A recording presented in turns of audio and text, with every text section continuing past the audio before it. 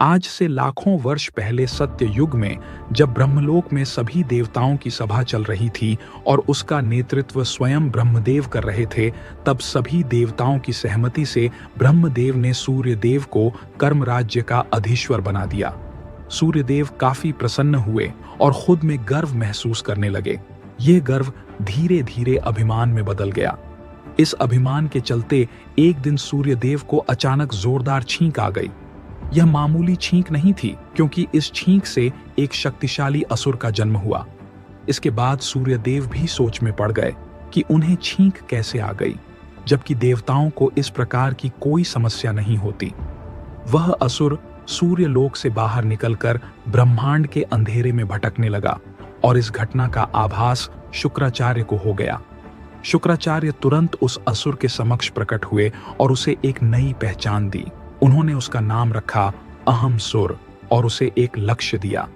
इसके तहत अहम सुर को सैकड़ों वर्षों तक श्री गणेश की तपस्या करनी थी। शुक्राचार्य की बातें सुनकर अहम सुर तपस्या के लिए सहमत हो गया और उसे पृथ्वी के एक शांत वन में तपस्या के लिए भेज दिया गया। अहम सुर तपस्या में लीन हो गया और सैकड़ों वर्ष बीत गए, लेकिन फिर भी श्री गणेश प्रकट नहीं हुए। यह देख शुक्राचार्य चिंतित हो गए और उन्होंने महादेव का ध्यान किया। महादेव ने उन्हें प्रतीक्षा करने का सुझाव दिया। इसके बाद हजारों वर्ष और बीत गए, लेकिन अहम सुर विचलित नहीं हुआ। आखिरकार वह दिन आया जब श्री गणेश अहम सुर से प्रसन्न होकर प्रकट हुए। अहम सुर ने शुक्राचार्य के निर्देशानुसार श्री गणेश से असीमित शक्तियों और किसी देवता, गंधर्व, जानवर या मनुष्य से कभी पराजित न होने का वरदान मांगा। श्री गणेश ने उसे यह वरदान दिया और अंतर्धान हो गए। अहम सुर ने तुरंत अपने वरदान को जांचना शुरू किया और देखा कि उसे अपार शक्तियां प्राप्त हो चुकी हैं।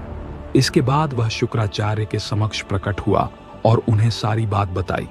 शुक्राचार्य ने अहम सुर को पूरे ब्रह्मांड का असुरों का राजा घोषित कर दिया। अब अहम सुर के पास अपार शक्तियां और असुरों की विशाल सेना थी। धीरे धीरे उसने शुक्राचार्य के कहे अनुसार ब्रह्मांड के सभी लोकों में आक्रमण कर आसुरी साम्राज्य का विस्तार करना शुरू कर दिया। उसने तमाम देवताओं और गंधर्वों को हराकर उनके लोकों में भी अपना आधिपत्य स्थापित कर लिया। अहम सुर का साम्राज्य और शक्ति निरंतर बढ़ती गई और उसने एक दिन स्वर्ग लोक पर भी आक्रमण कर दिया। सभी देवता स्वर्ग लोक से भागने पर मजबूर हो गए। अहम सुर का अभिमान अपने चरम पर था और उसने धीरे धीरे शुक्राचार्य की बात माननी भी छोड़ दी। उसे अब ब्रह्मांड में अभिमानासुर के नाम से जाना जाने लगा। उसके अत्याचारों से त्रस्त होकर सभी देवता, गंधर्व और अर्षि मुनि त्रिदेवों के पास गए और उनकी प्रार्थना की। त्रिदेवों ने उन्हें श्री गणेश की आराधना करने का सुझाव दिया। सभी देवताओं, गंधर्वों और अर्षि मुनियों ने श्री गणेश की आराधना की और कई वर्षों बाद श्री गणेश प्रकट हुए। उन्हें जब अभिमानासुर के दुष्कर्मों का पता चला तो उन्होंने उसे दंडित करने का आश्वासन दिया। उन्होंने अभिमानासुर को स्वप्न में दर्शन दिए और उसे समझाने की कोशिश की, लेकिन अभिमानासुर ने अपने अत्याचार जारी रखे। इस पर श्री गणेश के भीतर क्रोध जगा और उन्होंने विकराल धूम्रकेतु अवतार धारण कर लिया। जब अभिमानासुर ब्रह्मांड के अन्य राज्यों पर विजय प्राप्त करने की योजना बना रहा था, तब धूम्रकेतु अवतार प्रकट हुए। उन्हें देखकर असुरों की सेना कांपने लगी और अभिमानासुर को भी कुछ अनहोनी का आभास हुआ। उसने धूम्रकेतु अवतार पर हमला करने का आदेश दिया, लेकिन श्री गणेश के अवतार ने उसकी पूरी सेना का नाश कर दिया।